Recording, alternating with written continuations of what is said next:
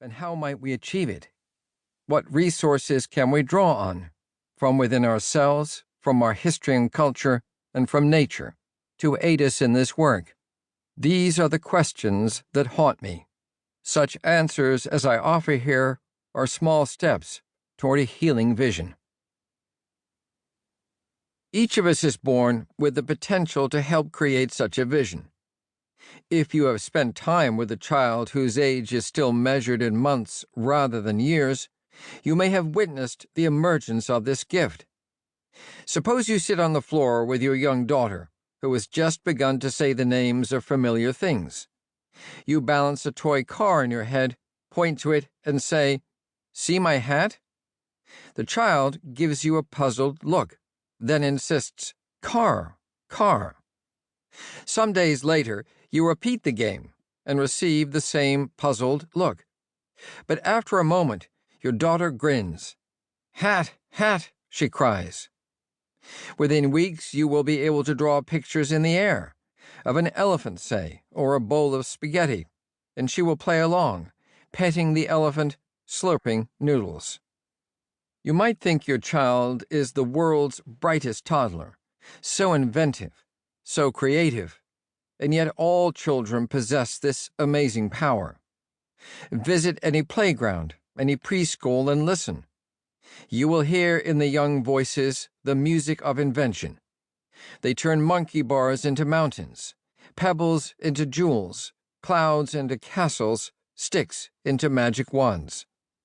Give them paper and pencils, and they will draw animals, buildings, landscapes, suns and moons and stars, shape after shape, as if fashioning the world anew. Kids explore the universe with ease. While NASA engineers must work years and years to prepare for sending humans to Mars, and billionaires spend lavishly, competing to be the first to make the trip in their private rockets, children zoom to the red planet in cardboard boxes.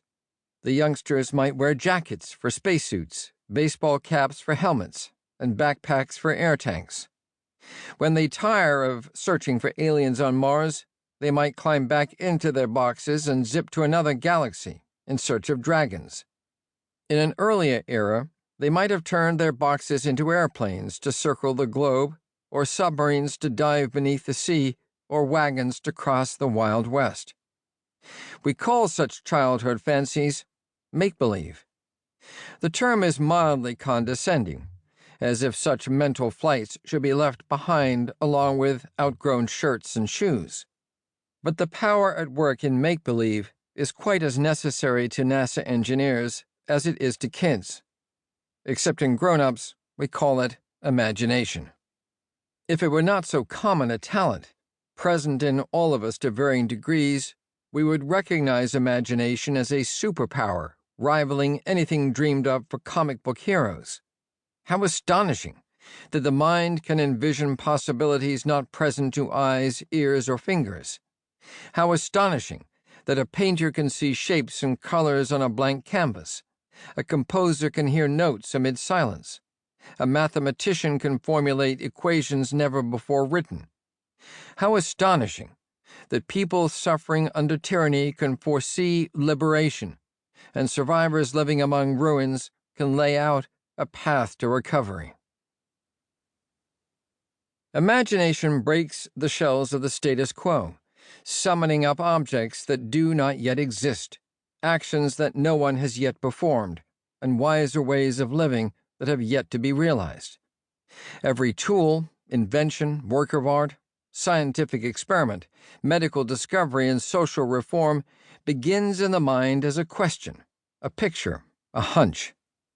Time and again, bold acts of imagination have given rise to profound shifts in our ethical views and social practices. Consider the revolution in attitudes toward slavery. The ancient Egyptians kept slaves, and so did the Greeks and Romans, those progenitors of Western civilization. The Bible prescribes rules for the treatment of slaves, but does not question the right of humans to own other humans.